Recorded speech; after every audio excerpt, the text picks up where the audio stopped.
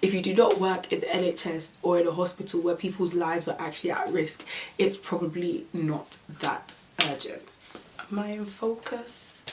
Focus on me. Focus on me.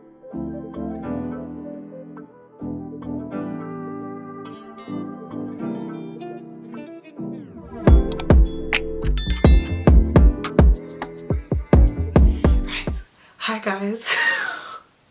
Hi guys, my name is Rachel and welcome back to Your Own Self, where we keep it 100. Don't forget to like, share, comment and subscribe. Guys, I look so cute and YouTube is so long and I put so much effort into this channel. Smith puts so much effort into this channel, so please subscribe, share it with a friend. Today's video is gonna be about all the things I wish I knew before I joined the corporate life, before I did a 9-to-5, and for anybody that has never done a 9-to-5 before, I think this video might be useful for you. For people that are currently in the corporate world or currently doing a 9-to-5, you might relate to some of the things I say in this video, and if there's anything I've left off, please comment it down below. So the first thing I wish I knew before I got into the corporate world, before I got into the whole hustle and bustle of 9-to-5, is that it's not really a 9-to-5, it's more of a 6-to-9. If you factor in the time that you wake up, the travel time, the time that you get back home, if you factor in late nights in the office or late nights at home if you're working from home, or last minute pitches and all this kind of stuff, it's not really a 9-to-5.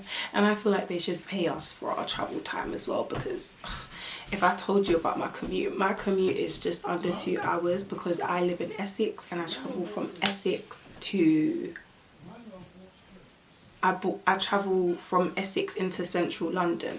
Oh, and also, just in case you don't know, I am a business development professional in the legal sector. So that's what I do. And I think that a lot of us that kind of work in the corporate life will be able to relate to some of the things that I'm going to say in this video. The second thing that I wish I knew before I jumped into this corporate life is that there's actually no such thing as a work-life balance. I'm struggling. I generally believe that that thing is a myth. I think it's either you have work or you have a life. It's really hard to... I think you can have a work-life balance, but it can be difficult if you live far. I think because I live so far from work, I find it really tough to have a proper work-life balance.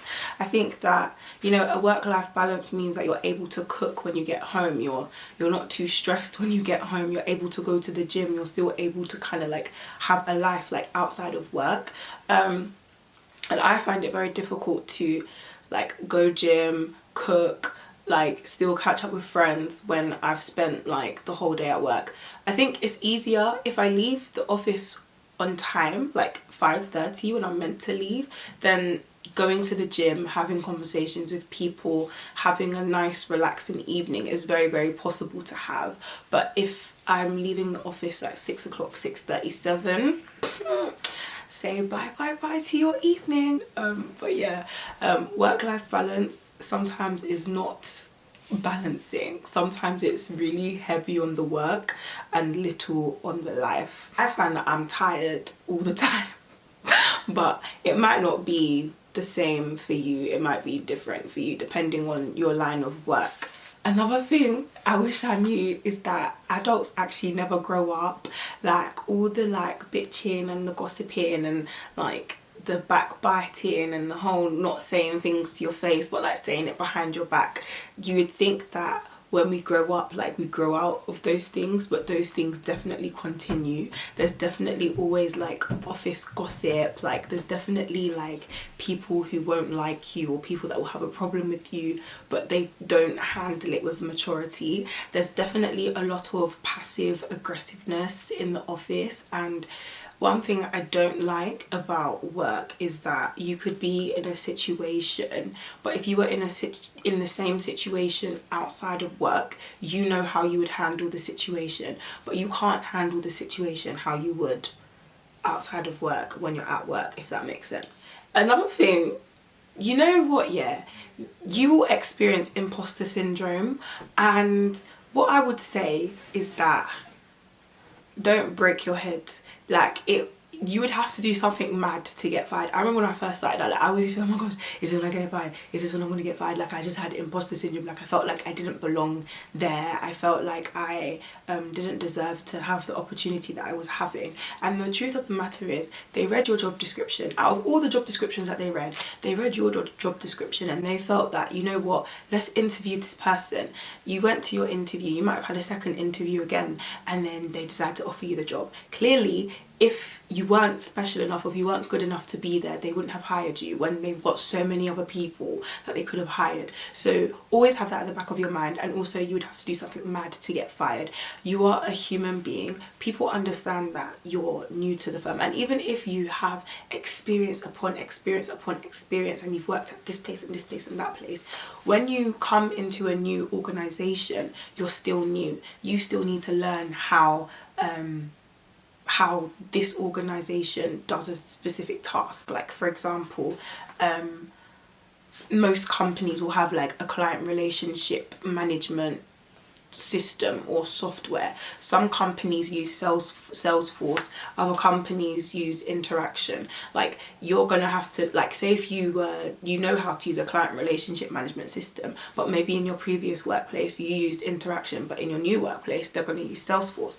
That doesn't mean that you can't learn how to use Salesforce or Interaction or whatever it may be. It just means that you have to adapt and learn how to use a different software or a different system, even though you have experience. I don't know if that makes sense. So, like, don't ever feel fearful or feel like you're not good enough, because at the end of the day, there's people that have been doing their job for Lord knows how many years, and they don't even have the skills on the job description. Like, I remember in one of my jobs, there's some people, like, literally on the job description, they're always like, proficient at MS Office, so Microsoft Office and like Excel and PowerPoint, all these kinds of things. I promise you, there are senior people who still don't know how to use Excel. Like, let me just even say that right now. So don't ever feel like you're like not good enough and stuff like that, because like there's people that don't know how to use Excel, and you'd think that they would know stuff, but they will really ask questions that you wouldn't expect. And also, no question is a silly question when you're a new starter. Like, nobody's going to expect you to know everything, because you're not meant to know everything. You're meant to grow and learn and develop, and you're meant to have career development. Another thing I wish I knew, like, the corporate life is very like fast paced, and everybody thinks that their tasks are urgent every single day. And can you get this done by close of play? Can you get this done by COP, by COB, by da da da? But like, if you don't work in the NHS, nothing is ever urgent. Let me just say that. And I think you need to learn to discern and know when something is actually urgent and when it's not urgent. Sometimes when they say it's urgent, normally you really have 1 to 3 days, or maybe you have till the end of the week, possibly beginning of next. But you can tell when something needs to be done like COP, or when something can actually wait till tomorrow or can wait like a few days. So like, don't ever feel like the pressure to like do everything by the end of the day, because there have been times where I've literally been told I need this COP, and next week you're still asking me about a pitch document, or you're asking me to like make minor edits to another pitch document or a brochure, and I'm just thinking, I thought this was needed last week Tuesday. And then you start going through stress and all this kind of stuff when you didn't need to go through it, because it wasn't that urgent. If you do not work in the NHS or in a hospital where people's lives are actually at risk, it's probably not that urgent.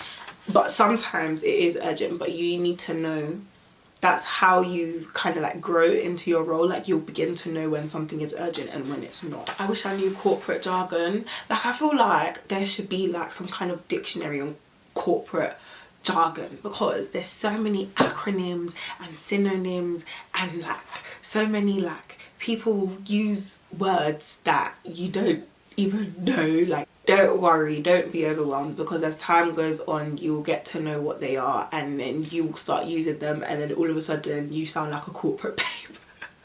So yeah. Also, it takes 6 months for you to get used to your role, get used to the environment in like working and all that kind of stuff. So just be in those first 6 months, in those first 3 months, like just take it easy on yourself and just allow yourself to learn and grow and make mistakes. I promise you, if you make mistakes within like the first 3 months, within the first 6 months, and ask silly questions, no question is a silly question, but just ask as many questions as you can in that beginning period, because you don't want it to be like 7 months, 8 months down the line and you're asking questions that you should know the answer to.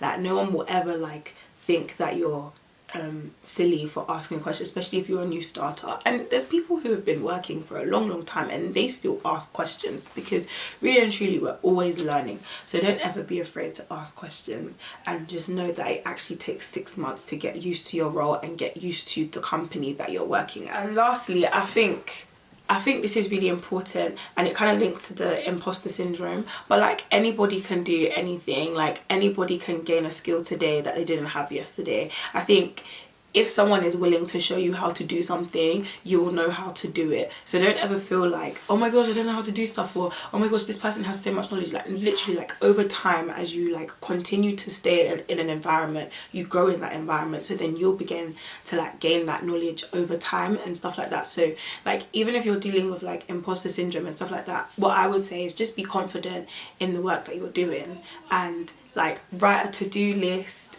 write down a list of all the tasks that you've completed, and like the skills that you've gained, the softwares that you've used, the systems that you've used, the people that you had to liaise with, because all these things count to something, and it's really good at boosting your confidence, especially when you feel like, oh my gosh, I'm not doing my job, or I'm not doing well enough. But if you have a list that you could look at and be like, no, I've done X, Y, and Z, then you know that's a really good place to kind of like help combat imposter syndrome and feelings of like inadequacy at work.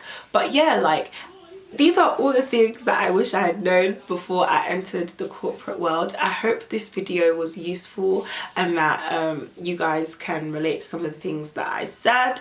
And if I've left anything off, please comment it down below. And yeah, I'm really sorry about the background noise if you heard any of that, but perks of living at home. But thank you guys so much for watching this video. Don't forget to like, share, comment and subscribe, and I shall catch you in the next one. Bye guys.